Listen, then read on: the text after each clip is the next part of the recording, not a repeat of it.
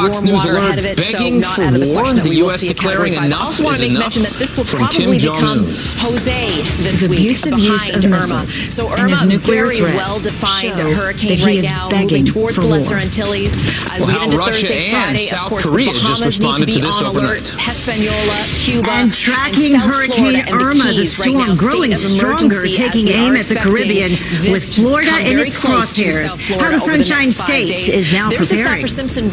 And Congress getting back to work today as President Trump makes moves on tax reform. Also, he could phase out DACA for the Dreamers. We're live in Washington. Fox and Friends First starts right now. Good agreement. And when the computer models agree, then that's when things start to get serious. So over the next couple of days, Northern Lesser Antilles, you are watching Fox and Friends First on this Tuesday morning. I'm Heather Childers. And I'm Rob Schmidt. And straight to a Fox News alert this morning, North Korea is, quote, begging for war. Those are fierce words from U.S. Ambassador to the United Nations, Nikki Haley, as she calls for the strongest sanctions possible. Our allies in South Korea giving a show of force overnight as the nuclear threat from the rogue regime grows. Kelly Rye is live for us in Washington, D.C. with the latest. Good morning, Kelly. Our allies in South Korea giving a show of force overnight as the nuclear threat from the rogue regime grows.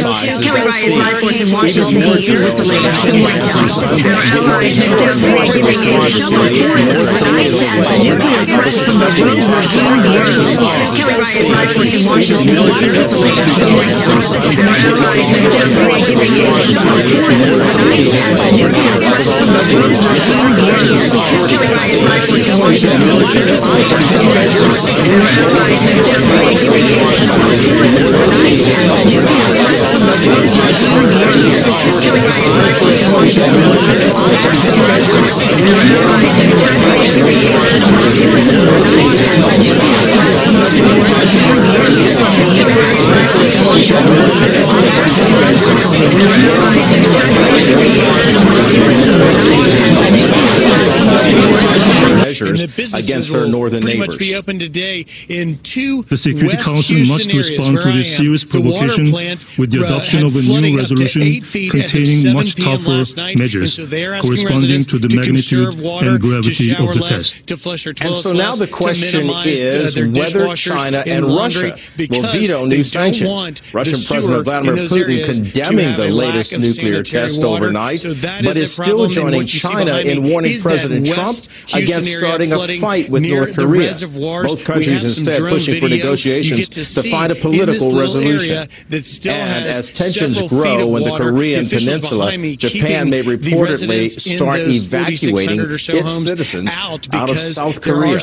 Roughly 60,000 Japanese citizens live in South Korea right now. They're worried about the water and the bacteria that has been sitting here. Thank you very much, Kelly. Kelly Wright live. In just a few hours, Attorney General Jeff Sessions expected to announce the end of President Obama's Dreamer policy that protects illegal immigrant minors from deportation. President Trump expected to give Congress 6 months to find an alternative solution.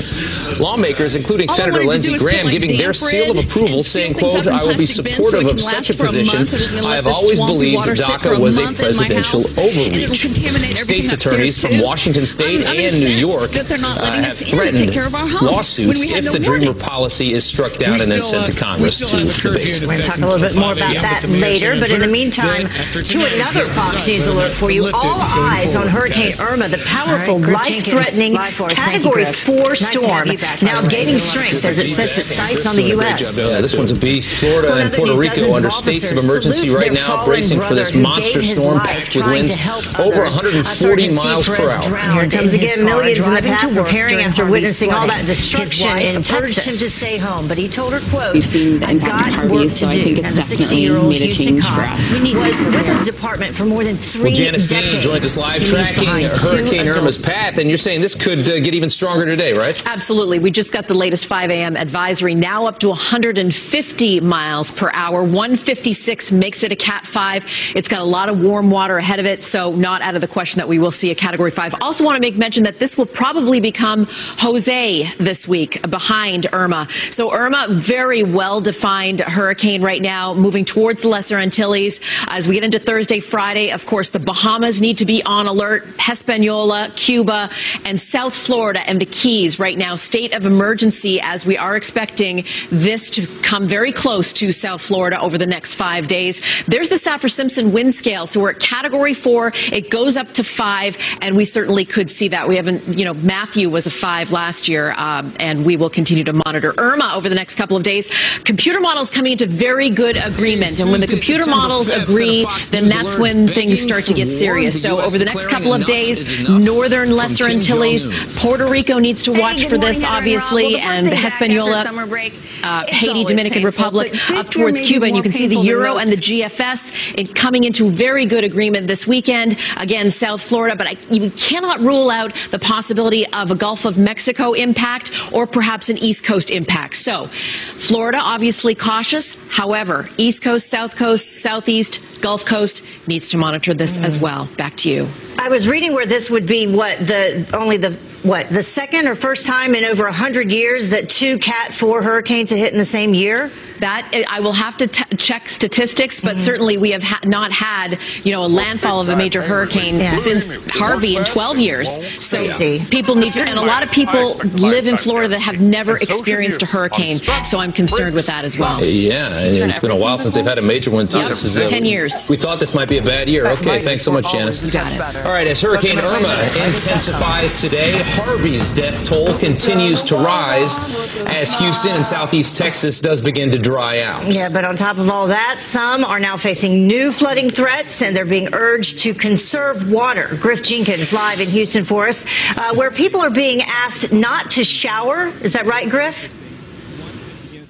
That's right, Heather and Rob. Good morning. While the mayor says that 95% of the city is dry and that businesses will pretty much be open today in 2 West Houston areas where I am. The water plant had flooding up to 8 feet as of 7 p.m. last night, and so they are asking residents to conserve water, to shower less, to flush their toilets less, to minimize their dishwashers and laundry, because they don't want the sewer in those areas to have a lack of sanitary water. So that is a problem, and what you see behind me is that West Houston area flooding near the reservoirs. We have some drone video. You get to see in this little area that still has several feet of water. The officials behind me keeping the residents in those 4,600 or so homes out because there are still some power circuits running through there, so they're worried about people getting electrocuted. They're worried about the water and the bacteria that has been sitting here for days. They're worried about even still currents as water continues to be released from that Addicks Reservoir a few blocks up behind me. And one of those residents we spoke to, Amy Eichel, says she was very frustrated. She couldn't get in time to secure her things. Here's what she had to say. All I wanted to do is put damp rid and seal things up in plastic bins so it can last for a month. They're going to let this swampy water sit for a month in my house, and it'll contaminate everything upstairs too. I'm incensed that they're not letting us in to take care of our homes when we had no warning. We still have a curfew in effect until 5 a.m., but the mayor saying on Twitter that after tonight he'll decide whether or not to lift it going forward. Guys?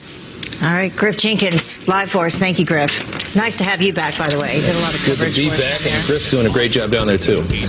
Well, in other news, dozens of officers salute their fallen brother who gave his life trying to help others.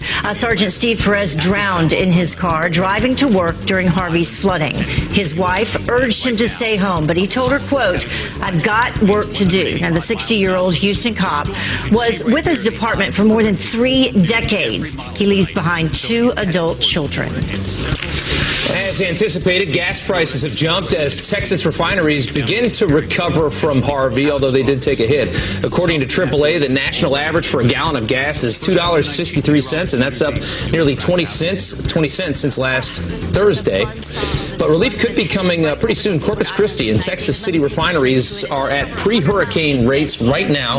Houston will increase rates as transportation and logistics become more available. So they're going to start putting out more gas, and that means it should get cheaper, and that's the good news. Yeah, and speaking of oil refineries, the president's actually headed to North Dakota, where he will visit one oil refinery, there tomorrow, and he's going to talk about taxes. He is going to talk about taxes, and that's the next next big battle that he's got and Congress has is the budget and tax reform. The president tweeting out very simply, big week coming up. And it is a big week because they need a big victory after the debacles that we have seen lately, especially with health care. So we're hoping for some good news out of the White House on this. A lot of work to be done in a very short amount of time, and we can show you who's going to be at that Big Six meeting. We can just put their names up there. You know, before Hurricane Harvey hit, before North Korea and their latest antics, there was already a lot to be done. The House in session for only, I think, 12 days, which 6 of those we've said are travel days back and forth. Tax reform, the budget ceiling, a lot to be done. Yeah, a lot to be done. Here's House Majority Leader Kevin McCarthy talking about tax reform, what he'd like to see.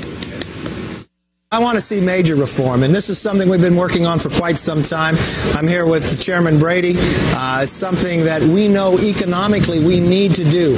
America is at a disadvantage with the rest of the world. We need to make sure we can bring the money back to America, invest in America, create more jobs. Done this year. The first step is getting a budget through. Once the budget's done, we'll move to tax reform. Well, if you want to talk about bringing the jobs back, I think that, you know, we're talking, I think we have a 35% tax rate or something like that. And to drop that down and bring our corporate tax rate lower to bring some of those jobs back from other countries, the president talked about 15, 20%. And I think a lot of people say that could explode the deficit or debt, which is a good point. But I think there is somewhere in the middle there. A lot of people say 25% could be a magic number to entice companies to stay in America and hire American workers, which is what the president was really elected on. Yeah, and his op-ed that he wrote yesterday, he talked about those specific rates. He said pro-growth, pro-jobs, pro-worker, and pro-American is what he wants. Yeah. So see how that goes. We're looking for the specifics, and they should come this week. Do some work. Yeah. Well, in the meantime, you no longer need a ticket, apparently, to hang around at the Pittsburgh airport if you just want to hang out there. Today, it becomes the first since 9/11 to allow non-flyers past security. But first, they have to check in at a special desk and have their name checked against the no-fly list. The airport apparently wants to let those non-flyers have access to their shops, their restaurants, and artwork all year round. Today is the deadline for health insurance companies to set their premiums for next year. Some insurers say prices could be up to 20% higher. Congress will hold a series of meetings over the next 2 weeks on health care and stabilizing the declining health insurance exchanges and all the issues we've had with Obamacare. Insurers have until September 27th to commit to participate. Open enrollment starts on November 1st. Sean Spicer is heading back to the podium. The former White House press secretary has a new gig as a public speaker. Yeah, Politico reporting Spicer was hired by a worldwide speakers group who says audiences around the world will benefit from the same candor, wit, and insight that Spicer brought to the White House briefing room. Spicer's first paid speaking appearance will be at an investment conference in New York next week. This is how all these guys I wonder how much he's being paid. I'm a little nosy. I want to know. Yeah, I wonder that too. If Clinton's got $500K, Spicer's not going to get that much, but he could get some good money. All right, time now 5:11 here on the East Coast. The aspiring pastor accused of murder now blaming it on cough medicine.